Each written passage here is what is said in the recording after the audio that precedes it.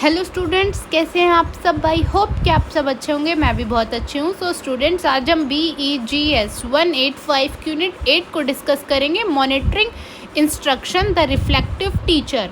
इसमें हम 4 topic cover करेंगे। सबसे first introduction, second monitoring in the classroom, third the importance of monitoring in the classroom and last how can we monitor our on class. सबसे पहले हम इसके introduction की बात करते हैं। देखो, इसके इंट्रोडक्शन में बताया गया है कि जब हम कोई भी चीज़ प्लान करते हैं क्लासरूम के लिए तो हमें क्या है, थोड़ा फ्लेक्सिबल होना है। ठीक है, ये नहीं है कि भाई बिल्कुल हार्ड एंड फास्ट रूल्स बना दो, बस ऐसा ही होना चाहिए, नहीं। ठीक है, प्लानिंग का मतलब है कि ज़्यादा से ज़्यादा अपने आइडियाज़ लाओ। ठीक है, फ्लेक्सिबल हो, ज़्यादा से ज़्यादा बच्चे क्या है उसमें एक्टिवली पार्टिसिपेट करें। नेक्स्ट टॉपिक है आपका मॉनिटरिंग इन द क्लासरूम। देखो, मॉनिटरिंग एक प्रोसेस है, कंटिन्यूस प्रोसेस है, जिसमें आपकी जो टीचर है वो आपको गाइड करती है, आपको ऑब्जर्व करती है। ठीक है, कि भाई जो भी एक्टिविटीज़ वगैरह उसमें आप कितना इंगेज हो रहे हो। ठीक है, क्या मटेरियल यूज़ कर रहे हो। देखो, मॉनिटरिंग का मतलब ये नहीं है कि बस टीचर खड़ी हो जाएगी और आपको देखेगी। ठीक है, मॉनिटरिंग का मतलब ये है कि वो आपको सपोर्ट करेगी जहाँ पे लग रहा है उनको कि भाई यहाँ पे बच्चे को नीड है या बच्चे को ज़रूरत है हमारी, तो वहाँ पे वो आपको क्या है, गाइड भी करेंगी। ठीक है, तो मतलब मॉनिटरिंग का मेन मकसद है बच्चों को देखना कि भाई कौन क्या कर रहा है, किस में कहाँ पे कमी आ रही है। ठीक है, और उनको गाइड करना और एक बहुत ही सपोर्टिव सा इन्वायरमेंट क्रिएट करना।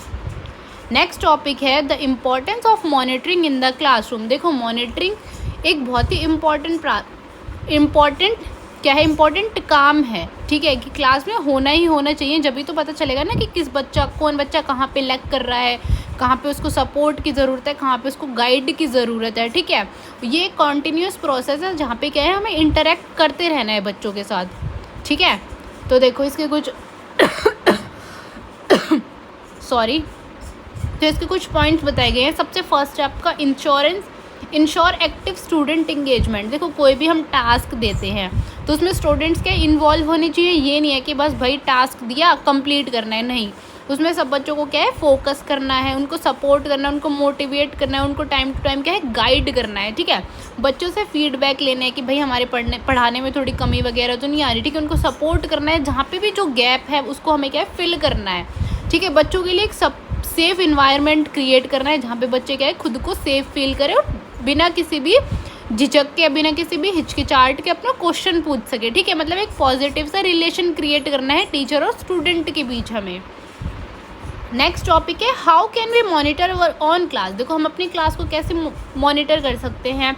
तो देखो, हम मॉनिटर करते वक्त ये नहीं है कि भाई बस सिर्फ हम आगे वाले बच्चों पे ध्यान दे रहे हैं। ठीक है, हमें पूरी क्लास में क्या है, राउंड लेना है, हमें देखना है कि भाई कौन बच्चा कितना इन्वॉल्व है। ठीक है, उसकी बॉडी लैंग्वेज से हमें समझना है कि भाई ये बच्चा कंफ्यूज तो नहीं है, ये क्वेश्चन नहीं पूछ पा रहा। ठीक है, हमें मतलब बच्चों के साथ थोड़ा ऐसे फ्लेक्सिबल होना है कि बच्चे अपने जो भी क्वेश्चन है वो पूछ सके। ठीक है, और जो भी प्रोग्रेस है बच्चों की वो हमें क्या है, चेक करनी है टाइम टू टाइम। जो भी उनको असाइनमेंट्स वगैरह दिए हैं वो हम बोर्ड का यूज़ करके भी उनको समझा सकते हैं।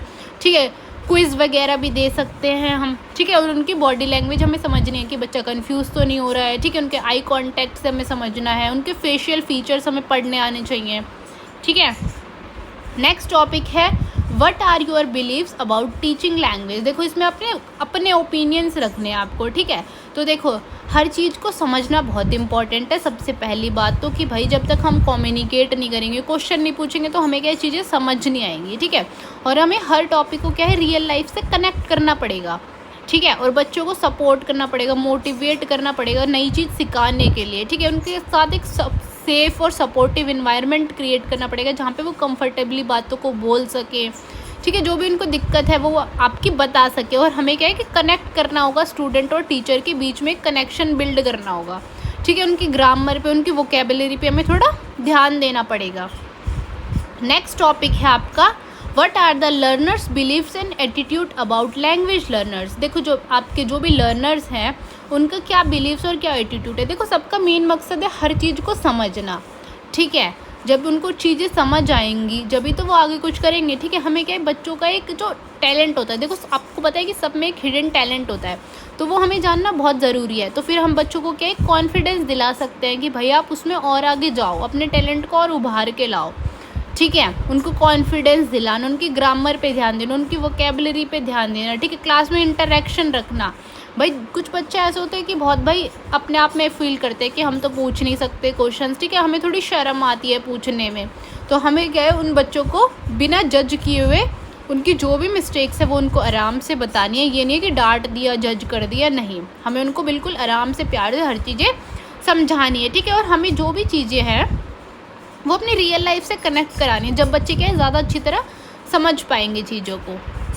नेक्स्ट टॉपिक है how did task exercises work in classroom.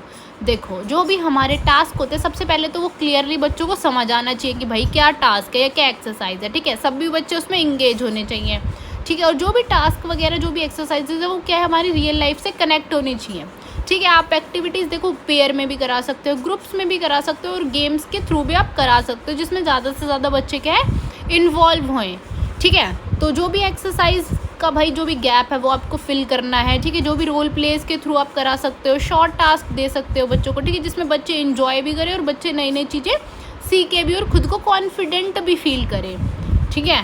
देखो कुछ टास्क में क्या होता है कि भाई बच्चों को चीज़ें ही नहीं समझ आ रही होती कि करना क्या है, ठीक है, तो वो बच्चे कुछ खास पार्टिसिपेट भी नहीं करने। तो हमें ऐसा नहीं करना है, हमें सब बच्चों को देखना है इक्वली कि भाई उनको क्लियरली पर्पस समझ आए, ठीक है, सब लोग इंटरेक्शन करें एक दूसरे से, ठीक है, ज़्यादा से ज़्यादा चीज़ों को क्या है क्रिएटिव बनाएं। नेक्स्ट टॉपिक है आपका classroom observation, how do students learn in class. देखो हमें क्या है ये ध्यान रखना है कि भाई कितने बच्चे पार्टिसिपेट कर रहे हैं, कितने बच्चे इंटरेक्ट कर रहे हैं, ठीक है। ये क्या है टीचर का काम है कि भाई उसको हर बच्चे पे ध्यान देना। अब देखो ये तो है नहीं कि 2-4 बच्चों को पढ़ा दिया बाकी के बच्चे कब पढ़ेंगे, है ना। तो हमें क्या है कि सब बच्चों पे इक्वली ध्यान देना है। तो देखो हम कैसे ध्यान दे सकते हैं, सब बच्चों के साथ क्या है डिस्कस करके, ठीक है, उनसे क्वेश्चंस पूछ के, ठीक है, उनको हैंड्स ऑन एक्टिविटीज़ करा सकते हैं हम, ठीक है, प्रैक्टिस करा सकते हैं ज़्यादा से ज़्यादा नई नई चीज़ों की, ठीक है। मतलब बच्चों को क्या है कि जितना आप बुलवाओगे उतनी ज़्यादा चीज़ें याद रहती है, ठीक है। फीडबैक ले सकते हैं कि भाई कहाँ कमी आ रही है, अब बताओ अपनी कमियां बताओ, हमारे पढ़ाने में क्या कमी आ रही है, ठीक है। ज़्यादा से ज़्यादा उनको हर चीज़ समझानी, उनको हर चीज़ क्या है रियल लाइफ से कनेक्ट करानी, ठीक है। ये बहुत ही इंपॉर्टेंट है। देखो जितना आप रियल लाइफ से चीज़ों को कनेक्ट कराओगे, जितना टास्क को, इतना एक्सरसाइजेस को, उतना ही बच्चा क्या है जल्दी से जल्दी समझ जाता है चीज़ों को, ठीक है, क्योंकि भाई उसके साथ वो चीज़ें पहले भी हो रखी हैं। या फिर आप देखो जैसे कोई भी सेंटेंस सिखाते हो, तो अगर आप उसको रियल लाइफ से कनेक्ट करते हो कि हाँ भाई आप सुबह 5 बजे उठते हो, आप वही सेम उसको इंग्लिश में सिखा रहे हो, तो वो बच्चा क्या बहुत जल्दी उस चीज़ को समझ जाएगा, ठीक है, और वो अपनी डेली लाइफ में उस चीज़ को अपनाना शुरू कर देगा। तो हमें बच्चे को मोटिवेट करना है, इंटरेक्शन करना सिखाना है कि कैसे भाई आप ग्रुप में बातें कर सकते हो, ठीक है, कैसे चीज़ें डिस्कस कर सकते हो, कैसे चीज़ों को क्रिएटिव बना सकते हो, कैसे अपने नए नए आइडियाज़ ला सकते हो, ठीक है। आई होप कि आपको ये यूनिट समझ आई होगी। अगर फिर भी आपको कोई डाउट है तो आप मेरे से कमेंट्स में पूछ सकते हैं। And don't forget to subscribe my YouTube channel and thank you for watching.